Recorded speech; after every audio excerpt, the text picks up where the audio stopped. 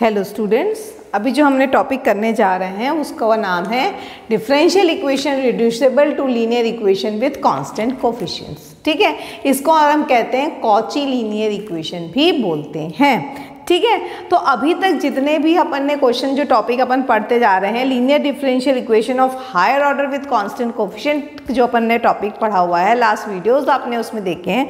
उसमें आपका क्या होता था, उसमें आपके कहीं पे भी आपका क्वेश्चन आता था d to the power n y upon d x to the power plus coefficient d to the power n minus one y upon d to the power x to the power n and so on. But इसमें और इसमें क्या difference है, यहाँ पे देखिए आपका x multiple हो जा रहा है। ठीक है, यहाँ पे हर एक के साथ x, अगर x है तो dy बाई डी एक्स है, x स्क्वायर है तो d square y by d x square, x का power n minus two d to power n minus two y upon d to the power x to d x to the power n minus two है। ठीक है, ये videos पहले जो थे, पहले videos में आप लोगों ने देखा होगा, तो यहाँ पे x का मल्टीपल नहीं होता था, तो हम पर्टिकुलर कॉम्प्लीमेंट्री फंक्शन निकालते थे और पर्टिकुलर इंटीग्रल निकालते थे। इस केसेस के लिए हमने 5-6 केसेस पर्टिकुलर इंटीग्रल के लिए किए हुए हैं, सॉल्व कर लेते थे, हमारा आंसर आ जाता। लेकिन अब क्या हो गया, ये x का मल्टीपल आ गया, तो इसके लिए हम क्या करेंगे भाई, हम 50 तो फॉर्मूले याद नहीं करने वाले, हमको क्या करना है, हर चीज़ को जो हमने थोड़ा सा पढ़ा उसी में कन्वर्ट कर लो, जो इजी गोइंग होता है। तो अपना क्या किया हमने, तो अब हम क्या कर रहे हैं, x को मान ले रहे हैं, e का पावर z ले ले रहे हैं। ठीक, तो मेरा z क्या हो गया, तो मैंने क्या कर लिया, x ले लिया मैंने, e का पावर z। ओके, तो मेरा z क्या हो गया, log x हो गया, आपने log लगा लिया। ठीक, अगर आप dz बाई dx के रेस्पेक्ट में डिफ्रेंशिएट करोगे, z को x के रेस्पेक्ट में डिफ्रेंशिएट करोगे, तो आपको क्या आ गया, ये 1/x आ गया।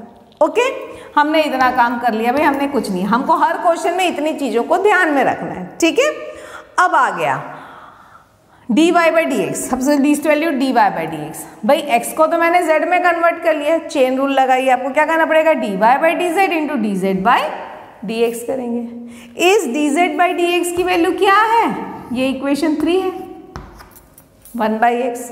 आपने उसकी वैल्यू को यहाँ पे सब्स्टिट्यूट कर दिया, जैसे ही सब्स्टिट्यूट किया आप यहाँ क्रॉस मल्टीप्लाई मिलेगा, आपको देखो x dy by d x की वैल्यू मिलेगी dy बाई डी जेड। तो हम क्या लेंगे, d बाई डी जेड को हम एक नया वेरिएबल दे देते हैं, d डैश नाम दे देते हैं। ठीक है, तो अब आपका x dy by d x has been convert to d dash of y, where d dash represent d by d z. Okay, अब आगे आते हैं, हम डी स्क्वायर का भी चेक कर लेते हैं भाई करके, जरूरी तो ना एक का आ गया दूसरा का भी आएगा, हम उसको भी चेक कर लेते हैं। तो आपका d square of y of d square y यानी d square y upon d x square, यानी d by d x of d y by d x. D y by d x की value भी हमने calculate की, क्या आई है मेरी यहाँ से, d y by d x, ये आ गया, क्या आ गया, 1/x d y by d z. हमने वो वैल्यू को यहाँ पे क्या कर दिया, मान लीजिए इक्वेशन 4 दीजिए, तो यहाँ पे इक्वेशन 4 को हमने सब्स्टिट्यूट कर लिया। ठीक, अब x है तो डिफरेंशिएट करोगे तो ऑब्वियसली 2 है, तो यहाँ पे हमको दोनों में क्या लगाना पड़ेगा, प्रोडक्ट रूल लगाना पड़ेगा।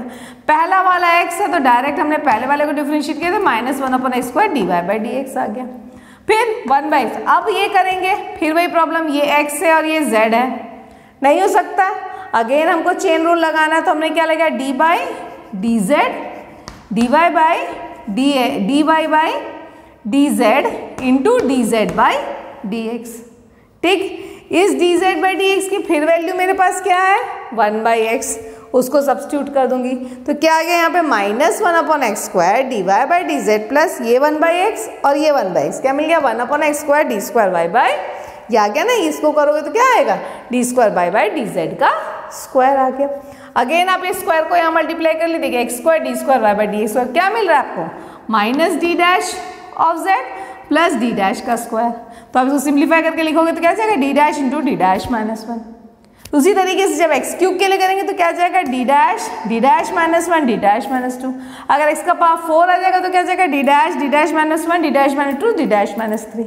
ये इसका एक जनरल फॉर्म बन गया। मतलब अगर हमको क्वेश्चन आ रही है, तो मैंने आपको क्या बताया है, जस्ट सिंपल क्या बताया, प्रोसीजर बताया कि आंसर। अब हमने डायरेक्ट बोल दूंगी इसको ऐसे से ले लो तो थोड़ा याद रखोगे भाई।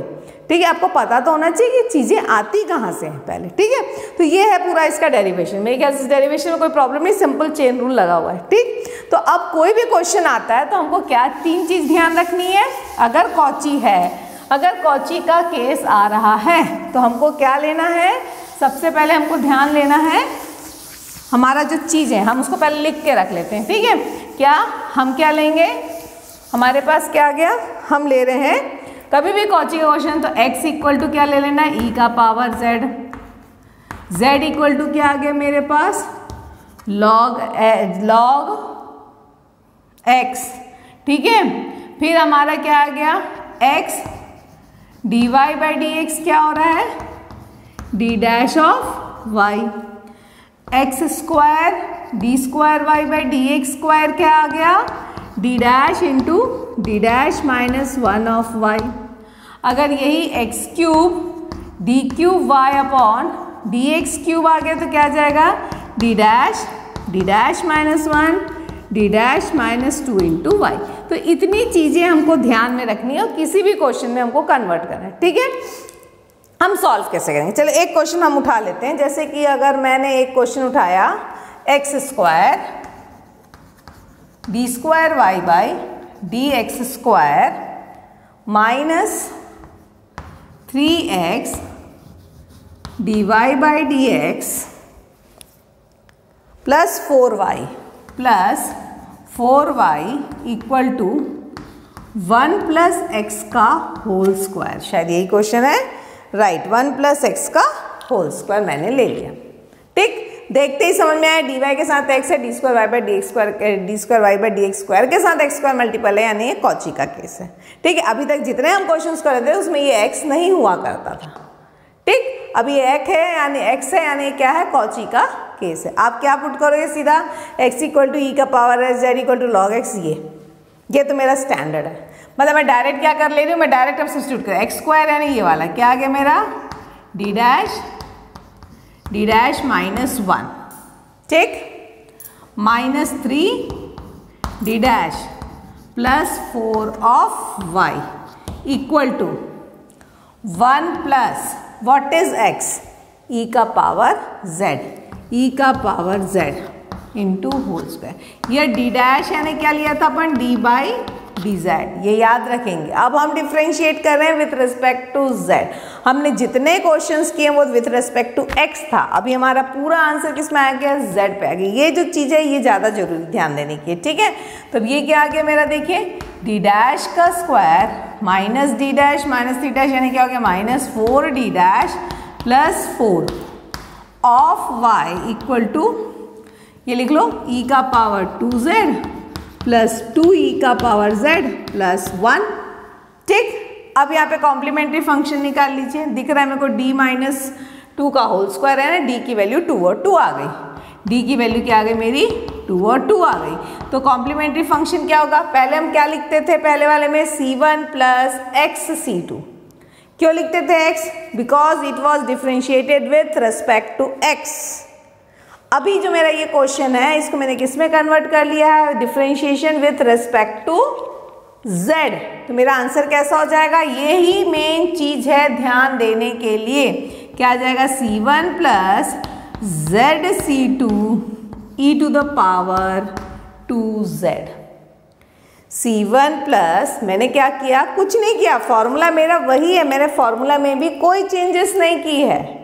बस वहाँ पे क्या था, अभी तक जितने हम हायर ऑर्डर डिफरेंशियल इक्वेशंस के क्वेश्चंस कर रहे थे उसमें क्या करते थे, जो हमारा डिफरेंशिएशन होता था विथ रिस्पेक्ट टू x रहता था, हमारा आंसर कैसा आता था c1 plus x c2 e to the power 2x। अब मेरा डिफरेंशिएशन किसके रिस्पेक्ट में है, z के रिस्पेक्ट में, मैंने x से z में कन्वर्ट कर लिया है। That means I have to put the values of in terms of z, लेकिन मेरा क्वेश्चन तो x में है, then again I have to convert this z into x। तो z कैसे x में कन्वर्ट हो जाएगा अभी बताओ तो जरा यहाँ पे, c1 plus what is the value of z, log x, ये क्या हो गया मेरा log x, ठीक है, log x into c2, फिर e का पावर 2z, ऑब्वियसली e का पावर z अगर x है तो आपका e का पावर 2z क्या हो जाएगा यहाँ पे x स्क्वायर, तो ये बाहर में क्या आ गया मेरा x स्क्वायर। तो ये मेरा कॉम्प्लीमेंट्री फंक्शन बन गया, ठीक। अब आते हैं मैं पर्टिकुलर इंटीग्रल के बारे में, कोई चेंजेस नहीं रहेगा, बस ध्यान देना अपना क्या आ जाएगा 1 अपॉन ये क्या बन रहा है d square minus 4d D dash का स्क्वायर 4d डैश प्लस 4, ठीक। क्या आ गया मेरा ये e का पावर 2z प्लस 2e का पावर z प्लस 1 को मैं क्या कर सकती हूँ e का पावर 0z लिख सकते हैं, कोई प्रॉब्लम नहीं है हमको। ठीक, अब हम यहाँ पे क्या कर लेते हैं, 2 की वैल्यू पुट कर दो, 2 का स्क्वायर 4 माइनस 4 इंटू 4 प्लस 4 कितना आ गया, 4 प्लस 4 8 और 4 4 से 16 वैल्यू तो आ गई डायरेक्ट, कोई प्रॉब्लम नहीं है। अब साइड सब्स्टिट्यूट, आपका फॉर्मूला क्या है e का, याद है ना, क्या होता है हमारा e का formula 1 upon f of d e का power ax equal to 1 upon f of a e का पावर ax होता है। ठीक है, तो पहले वाले केस में क्या आ गया भाई हमारे पास, ये तो आ गया, या तो कंफ्यूजन नहीं है वो नहीं है, तो अब ये भी इसको ऐसा भी लिख सकते हैं भाई, इन शॉर्ट क्या आ जाएगा, d माइनस 2 का होल स्क्वायर है, d डैश माइनस 2 का होल स्क्वायर का भी केस है, देख लीजिए d डैश माइनस 2 का होल स्क्वायर का भी ये केस बनता है। ठीक है, d डैश माइनस 2 का होल स्क्वायर का भी केस यहाँ पे बनेगा। तो अभी अलग अलग कर लो, क्या गया 1 अपॉन d डैश माइनस 2 का होल स्क्वायर e का पावर 2z, ठीक, प्लस क्या आ गया यहाँ पे, क्या आ गया 1 अपॉन d डैश माइनस 2 का होल स्क्वायर 2e का power z plus 1 upon d dash minus 2 का होल स्क्वायर e का पावर 0z। ऑब्वियसली अब यहाँ पे 2 सब्स्टिट्यूट करोगे, आंसर आ गया 0, दोबारा डिफरेंशिएट करोगे, फिर 2 सब्स्टिट्यूट करोगे, फिर आंसर आएगा। आपको मैंने एक फॉर्मूला भी बताया था, अगर आप लोगों को याद होगा, 1 अपॉन डी माइनस ए का पावर n ई का पावर ax, अगर ऐसा केस होता है तो हमको क्या करना है, x का पावर n ई का power ax upon factorial n। ये भी एक फॉर्मूला मैंने आप लोगों को बताया था, तो वो ये देखो, ये वही फॉर्मूला के फॉर्म में कन्वर्ट हो चुका है। 2 और ये दोनों कोफिशिएंट कॉमन, पावर 2 है, तो n की वैल्यू क्या आ गई 2, तो क्या आ जाएगा इसका डायरेक्ट आंसर, क्या लेंगे हम यहाँ पे z स्क्वायर ई का पावर 2z बाई फैक्टोरियल 2, यानी हो गया 2। अब यहाँ पे 2 पुट करोगे तो 2 माइनस 2 अगेन 0 हो जाएगा, यहाँ पे भी क्या हो जाएगा 2 माइनस 2, सॉरी ई का पावर z, सॉरी नहीं होगा, यहाँ पे क्या आ जाएगा, यहाँ पे ई का पावर z प्लस 2 ई का पावर z यानी क्या हो गया 1 माइनस 2 की वैल्यू क्या हो गई -1, -1 का स्क्वायर क्या हो गया 1, यानी आ गया ई का पावर z। अब यहाँ पे 0 यानी -2 का स्क्वायर 4 प्लस क्या आ गया 1/4, तो ये आपका आंसर आ गया। लेकिन आंसर z में नहीं लिखना है, अगेन मेरा जो क्वेश्चन है वही है कि जो क्वेश्चन हमने x से चालू किया तो आंसर हम x में ही कन्वर्ट करेंगे, तो हमारा आंसर ये जो है किस में कन्वर्ट हो जाएगा बताओ, z स्क्वायर यानी log x का होल स्क्वायर e का पावर 2z यानी x square by 2 plus 2 e का पावर z x प्लस 1/4। तो हमारा आंसर क्या आ रहा है यहाँ पे, yes x square log x का whole square by 2 plus 2x plus 1/4 आ गया आंसर। आपको फाइनल आंसर क्या है, कहाँ है हमारा कॉम्प्लीमेंट्री फंक्शन कहाँ चला गया, yes this complementary function plus particular integral, you get an answer y equal to. ठीक है, तो आपको कुछ नहीं, आपने जितना पुराना पढ़ा हो वही कर रहे हैं, हम कोई नया फॉर्मूला याद नहीं कर रहे हैं, हम कुछ नहीं कर रहे हैं, बस हम एक चेन रूल लगा के हम यहाँ पे ये चीज़ को जो डिफरेंशिएट कर दे रहे हैं, नई वैल्यूज़ निकाल रहे हैं। हमारा क्या है, पहले हम x के रेस्पेक्ट में डिफरेंशिएट कर रहे हैं, ऐसा चेन रूल लगाने से अब हम z के रेस्पेक्ट में डिफरेंशिएट कर रहे हैं, फॉर्मूला वही रहेगा लेकिन x की जगह पे z रहेगा, फॉर्मूला में ध्यान रख, then again you have to convert because the question is differentiation with respect to x, so the answer should be in x only. Okay, तो यहाँ पे आप x के x में कंप्लीट कन्वर्ट करेंगे, सेम यहाँ पे भी सॉल्व करेंगे और आपका हो जाएगा। मेरे ख्याल से यहाँ पे कोई प्रॉब्लम जानी नहीं चाहिए। तो आपका इसमें कोई सा भी केस आ जाए, अब इसमें कोई सा भी केस बन सकता है। यहाँ पे अभी हमने क्या e का पावर z, हो सकता है e का power z sine x case बन जाए, e का पावर z x का केस बन जाए, हो सकता है बाइनोमियल का, उसमें बाइनोमियल लगाइए, साइन है तो साइन का फॉर्मूला लगाइए। ठीक है, जो भी फॉर्मूला हमने पहले पढ़ा हुआ है हमको वही फॉर्मूला लगाना है, बस क्वेश्चन को देखना है, बस चेंजेस क्या हो रही है ये, मतलब इस टॉपिक को सॉल्व करने के लिए आपका पिछला पूरा टॉपिक पढ़ा हुआ होना चाहिए। And everywhere in BTech the questions are asked from Cauchy linear equation only.